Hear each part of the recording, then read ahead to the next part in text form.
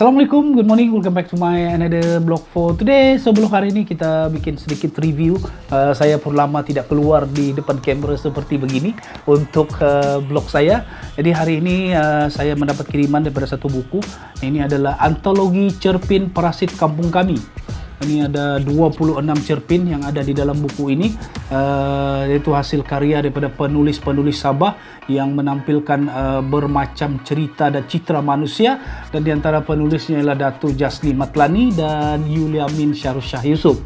Tapi untuk hari ini saya hanya akan mengulas tentang satu cerpen yang bertajuk Kewarasan Utama Sang Gagah. Cerpen ini ditulis oleh Yuliamin Syah Yusuf. Di cerpen antologi cerpen ini diterbitkan oleh Chris Publishing and Distributor dan ianya berharga RM35. So kalau mendapatkan buku ini boleh berhubung dengan sahabat saya Yuliamin Syah Yusuf. Saya akan taruh link di bawah ini. Jadi kita mulakan dengan sinopsis cerita ini.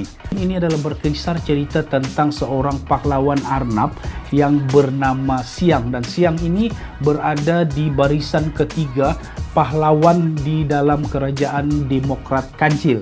Dan ada lagi dua orang pahlawan, yaitu pahlawan Harimau Berantai dan pahlawan Helang Sakti. Pahlawan Harimau Berantai dan Helang Sakti ini, mereka ni adalah pahlawan yang sudah lama berkhidmat dengan kerajaan Demokrat Kancil. Jadi mereka sudah tua dan mereka sudah tidak mempunyai prestasi yang cukup baik dalam melaksanakan tugas mereka. Dan mereka juga digambarkan melakukan penyelewengan di dalam tugas mereka. Jadi dengan sebab itu pahlawan Arnab ini, si Siang ini, cuba memikirkan cara bagaimana untuk menggantikan mereka ataupun menyingkirkan pahlawan Harimau Berantai dan Helang Sakti ini. Untuk menggantikan pahlawan Helang Sakti tidak ada masalah, sebab Helang Sakti dia ada anak yang bernama Helang Emas. Jadi di dalam kerajaan Demokrat Kancil ini, untuk seseorang diganti, kalau dia ada anak sebagai pengganti, so anak dia boleh menggantilah. Yang jadi masalah dia adalah Harimau Berantai, dia tidak ada anak, jadi tidak dapat diganti. Jadi pada masa itu pahlawan Arnab ini cuba memikirkan bagaimana cara untuk dia menggantikan Harimau Berantai ini. Jadi untuk menggantikan Harimau Berantai ini, dia telah meminta pertolongan daripada kawan lama dia yang bernama Malam. Malam ni pula adalah pahlawan daripada kumpulan kura-kura.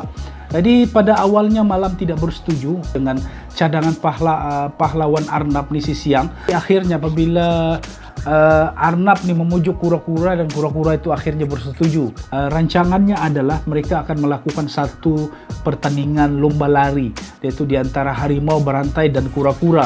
Tapi disebabkan Harimau Berantai ini sudah tua, jadi dia memang tidak kuat berlari.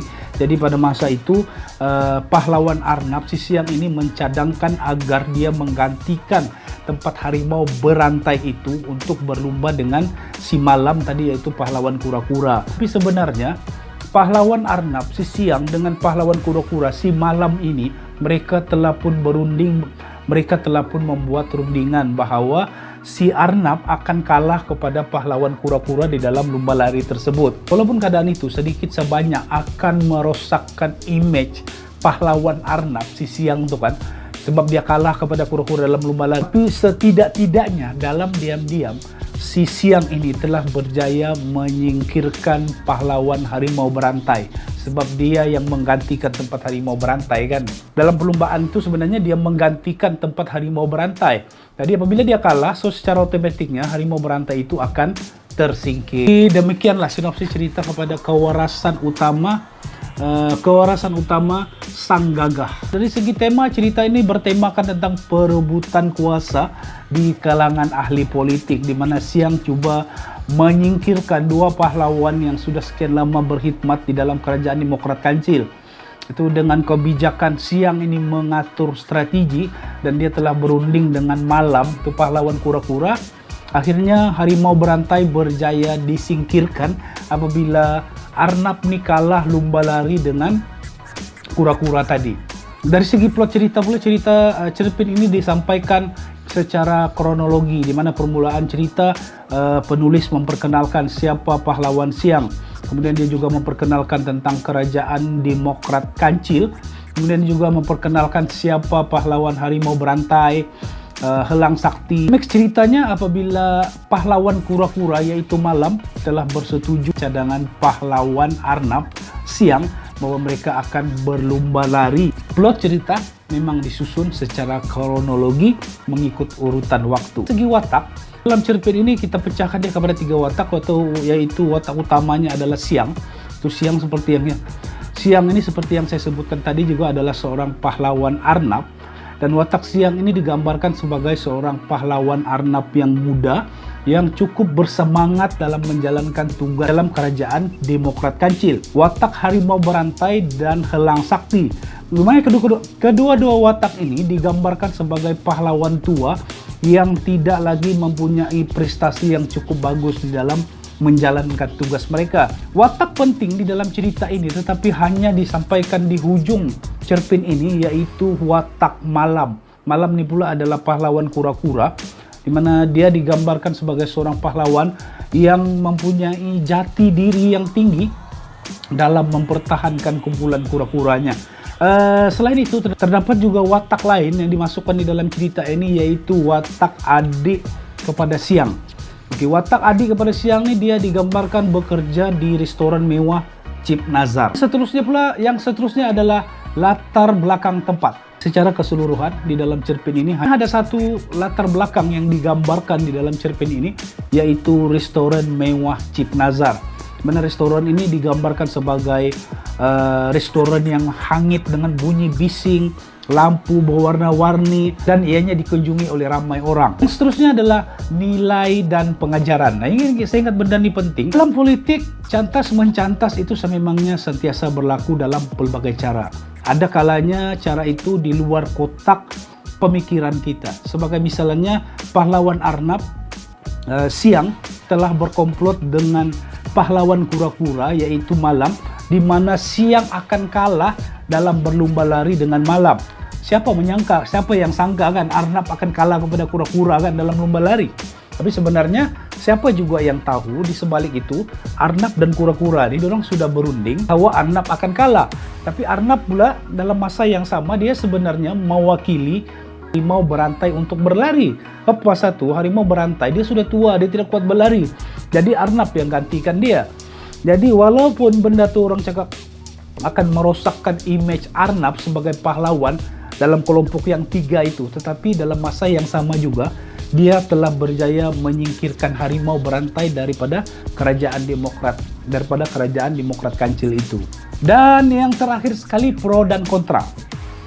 Oke, dari segi pro-nya jalan penceritaan memang menarik lah. Penggunaan watak-watak haiwan itu telah berjaya menyampaikan message yang coba disampaikan oleh penulis ini.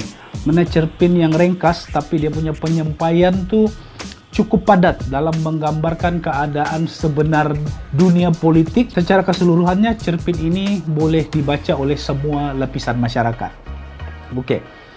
Dari segi kontranya, walaupun cerpen ini cukup menarik pada saya, tapi jalan penceritaan dan pembawaan watak-watak tuh agak berat untuk dipahami. Karena keadaan ini menjadikan cerpen ini terlalu tersirat dan akan mengambil sedikit masa untuk memahami. Saya terpaksa membaca 2 kali ke 3 kali apa yang coba disampaikan oleh penulis di dalam cerpen ini. Dalam konteks hari ini saya rasa tidak ramai orang akan berminat membaca pembacaan yang berat-berat seperti ini. Saya memang minat baca pembacaan yang berat seperti ini. Dulu saya pernah ada satu buku. Saya lupa sudah apa tajuk buku, tapi kalau saya tidak silap penulis dia Syahnun Ahmad, buku itu telah diharamkan. Dia punya jalan penceritaan dia lebih kurang begini, tapi yang cerpen yang ini dia agak berhati-hatilah dari segi penulisan, tidak ada penggunaan kata-kata yang kasar kan, penulisan dia memang cukup rapi, ayat-ayat dia ditulis dengan cukup sopan lah berbanding dengan buku yang ditulis oleh Syahnun Ahmad itu. Saya lupa sudah apa tajuk tuh buku, tapi saya ada tuh buku dulu dan buku itu telah diharamkan. Simpulan saya, cerpen ini sememangnya memberi gambaran keadaan politik itu, bahwa politik ini dia penuh dengan tipu daya, tipu muslihatnya kan. Sebenarnya masing-masing bertindak atas kepentingan masing-masing. Masing-masing juga bertindak atas keuntungan masing-masing.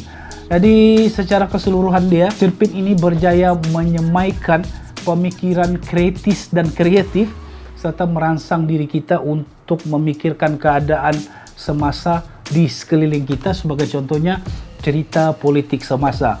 Jadi dengan sebab itu, Kewarasan Utama Sang Gagah karya Yuliamin Syahrusyah ini wajib Anda baca. Selain itu juga saya juga mendapat kiriman juga, ini buku ini adalah kumpulan puisi Ilham Pergi, juga tulisan Yuliamin Syahrusyah Yusuf.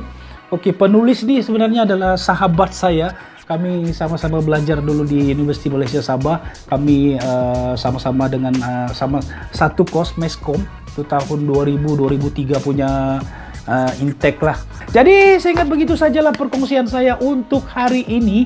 Sekiranya Anda ada produk, ada program, ada buku untuk Anda kongsikan, untuk Anda minta saya review, ada barang-barang, handphone kah, sebagainya, produk power bank untuk saya review, so boleh kontak saya di Facebook. Jadi terima kasih menonton blog saya untuk hari ini. Sekiranya Anda ada sebarang cadangan ataupun komen, saya boleh tulis di bawah ini. Kita bertemu lagi di blog saya esok.